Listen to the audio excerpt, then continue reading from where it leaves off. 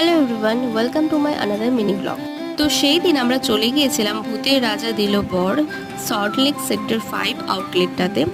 এই রেস্টুরেন্টের নামে আমি অনেক শুনেছি, অনেক হাইপ আছে। তো সল্টলেকে অ্যাকচুয়ালি আমাদের কাজ ছিল, তো কাজটা মিটিয়েই ভাবলাম পাশেই এই রেস্টুরেন্টটা, চলো ট্রাই করা যাক। ভিতরে সব টেবিল বুক থাকার জন্য আমাদেরকে বাইরেই বসতে হয়েছিল।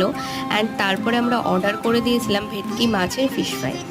বাইরের আস্তনটা ক্রিস্পি ছিল, ভিতরটা অ্যাজ ইউজুয়াল নর্মাল, বাট আমার না একটু সল্টি সল্টি লেগেছিল ব্যাপারটা।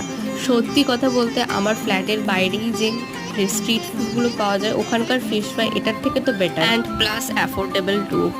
নেক্সট আমরা অর্ডার করেছিলাম simple basmati rice and chicken dak bungalow.